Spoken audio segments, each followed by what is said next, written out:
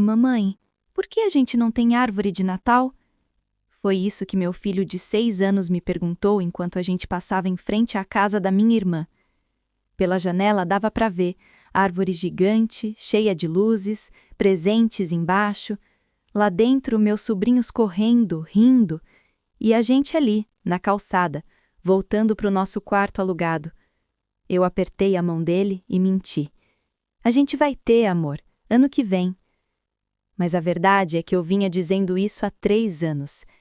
E naquela noite de 23 de dezembro, enquanto meu filho dormia no colchão que a gente dividia, eu chorei pela primeira vez em meses. Porque no dia seguinte era Natal e eu não tinha nada. Nem árvore, nem presente, nem ceia. Só tinha ele. E a promessa que eu tinha feito para o meu pai antes de morrer, que eu nunca ia abandonar meu filho, não importa o quão difícil ficasse. Mas o que eu não sabia é que aquele ia ser o Natal que mudaria tudo. Não por milagre, por justiça. Deixa eu voltar um pouco. Meu nome é Renata, tenho 29 anos e sou mãe solo do Miguel, de 6. A história começa há 7 anos, quando meu pai faleceu. Ele tinha uma empresa pequena de transportes, nada gigante, mas dava para viver bem. No testamento, ele deixou a empresa dividida entre eu e minha irmã. 50% para cada. Só que tinha uma condição. A gente tinha que tocar o negócio juntas por pelo menos 5 anos antes de poder vender ou dividir. Meu pai queria que a gente se unisse. O que ele não sabia é que Patrícia sempre me odiou. Desde pequena, ela tinha ciúmes de mim, dizia que eu era a favorita do pai, que recebia mais atenção. Não era verdade, mas na cabeça dela era. Quando o testamento foi lido, eu vi o ódio nos olhos dela.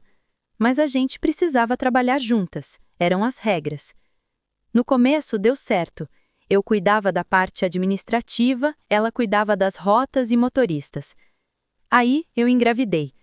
O pai do Miguel sumiu quando descobriu, literal, bloqueou meu número e desapareceu. Patrícia adorou. Olha só, filha perfeita agora, grávida e largada. Mesmo assim, eu continuei trabalhando. Trabalhei até o 8º mês. Miguel nasceu, lindo, saudável, e eu precisei tirar 3 meses de licença. Foi nesse tempo que tudo desmoronou. Quando voltei, a empresa estava diferente. Patrícia tinha contratado o marido dela, o Carlos, como gerente geral. Ele tinha acesso a tudo, contas, contratos, documentos. Eu reclamei. Disse que isso não tinha sido discutido. Você estava de licença, ela respondeu. Alguém tinha que tomar decisões. Comecei a notar coisas estranhas. Contratos que sumiam, clientes que cancelavam sem explicação, dinheiro que não batia.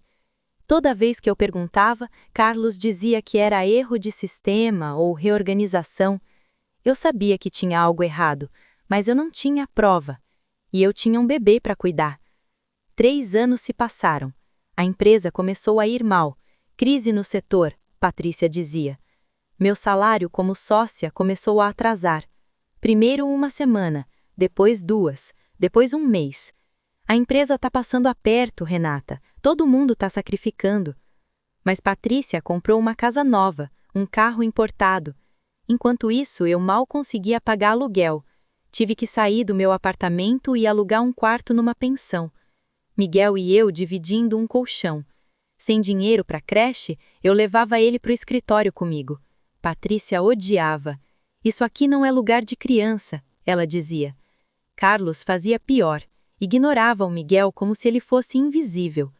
Um dia, Miguel derrubou um copo de suco sem querer. Carlos gritou com ele. Moleque sem educação. Meu filho começou a chorar. Eu tremi de raiva, mas engoli. Porque eu precisava daquele emprego. Eu não tinha mais nada. Chegou o dezembro de 2024. 4 anos desde a morte do meu pai. Faltava 1 ano para o prazo de 5 anos acabar. Patrícia convocou uma reunião. A empresa está quebrada, ela anunciou. A gente precisa vender. Eu gelei.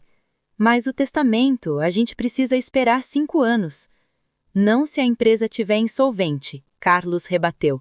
Tem uma cláusula. Se a empresa não conseguir pagar as dívidas, a gente pode vender antes. Ele colocou uma pasta na minha frente, cheia de dívidas, protestos, processos. Tem um comprador interessado. Ele oferece 200 mil pela empresa inteira. 100 para cada uma. 200 mil? A empresa do meu pai valia no mínimo 2 milhões. Isso é ridículo, ela disse. É o que tem, Patrícia respondeu friamente. Você assina ou a gente vai para falência e ninguém recebe. Eu olhei para os papéis. Olhei para Patrícia. Olhei para o Carlos. E eu soube. Eu soube que eles tinham feito isso de propósito. Tinham quebrado a empresa para me forçar a vender por nada. Eu preciso de tempo para pensar, eu disse. Você tem até o dia 26. Depois disso, a oferta cai para 150 mil. Saí daquela reunião destruída. Era dia 20 de dezembro. Eu tinha 6 dias para decidir se entregava a empresa do meu pai por nada. Naquela noite, Miguel me perguntou: Mamãe, você acha que a gente vai ter Natal esse ano? Eu não consegui responder. Dia 23 de dezembro, a gente passou na frente da casa da minha irmã. Casa enorme, decorada, árvore gigante na sala. Miguel parou e ficou olhando. Mamãe, por que a gente não tem árvore de Natal? Foi aí que eu quebrei. Cheguei em casa, coloquei ele para dormir e chorei.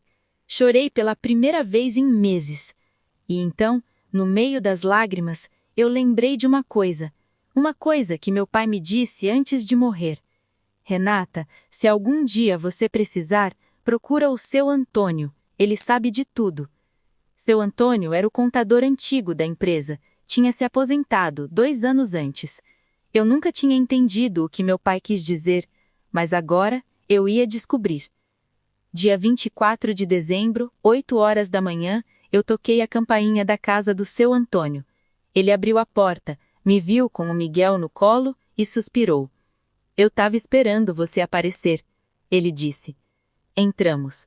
Ele nos ofereceu café, deu um chocolate para o Miguel e então pegou uma caixa velha do armário. Seu pai sabia, ele disse. Ele sabia que sua irmã ia tentar te ferrar. Ele abriu a caixa.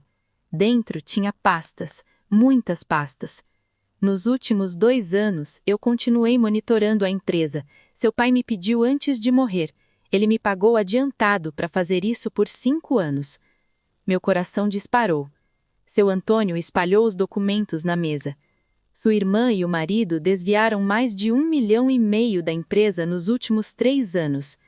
Ele mostrou contratos falsos, pagamentos para empresas fantasmas, notas fiscais frias, tudo em nome de Carlos e Patrícia. Eles quebraram a empresa de propósito, criaram dívidas falsas para forçar você a vender barato, e o comprador é uma empresa do Carlos.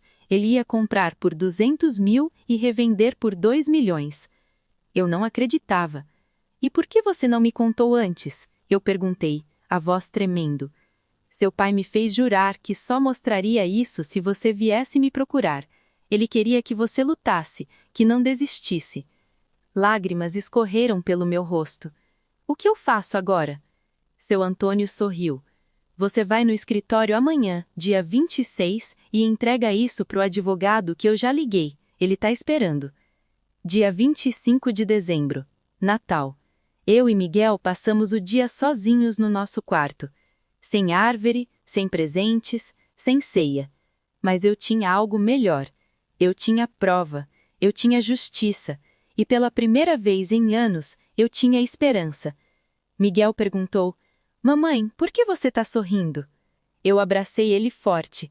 Porque ano que vem, meu amor, a gente vai ter a maior árvore de Natal que você já viu. Dia 26 de dezembro, 9 horas da manhã, eu entrei no escritório com uma pasta na mão. Patrícia e Carlos estavam lá, sorrindo. Veio assinar? Carlos perguntou. Não, vim entregar isso. Coloquei a pasta na mesa. Eles abriram, e eu vi o exato momento em que perceberam o que era. Patrícia ficou branca. Carlos tentou falar, mas eu o interrompi. Desvio de dinheiro, falsidade ideológica, fraude. Tá tudo aqui. Cada transferência, cada nota falsa, cada centavo que vocês roubaram. Você não pode provar nada, Carlos gaguejou. Posso sim, e já entreguei cópia para o Ministério Público. Silêncio. Vocês têm duas opções. Ou vocês devolvem tudo o que roubaram, transferem a parte de vocês da empresa para mim e eu não processo, ou a gente se vê no tribunal e vocês vão presos. Patrícia começou a chorar. Renata, por favor, a gente pode conversar. Conversar? Eu ri. Eu passei 3 anos dormindo num colchão com meu filho porque vocês roubaram a empresa do meu pai. Não tem conversa. Carlos tentou negociar. Ofereceu dinheiro, ofereceu desculpas. Eu não aceitei nada além do que era meu. Hoje, 1 ano depois, em dezembro de 2025, eu sou dona integral da empresa. Recuperei todo o dinheiro desviado. Processei Patrícia e Carlos, eles estão respondendo criminalmente. A empresa está valendo 3 milhões agora. Eu e Miguel moramos numa casa própria. E sabe o que tem na nossa sala? A maior árvore de Natal que você já viu. Cheia de luzes, cheia de presentes. E quando o Miguel olha para ela, ele sorri. Mamãe, você cumpriu a promessa? Eu abracei ele. Sempre vou cumprir, meu amor. Sempre. Porque no final, não foi um milagre que salvou a gente. Foi a justiça. E a lembrança de um pai que, mesmo depois de morto, ainda protegia a filha. Feliz Natal, pai. A gente conseguiu.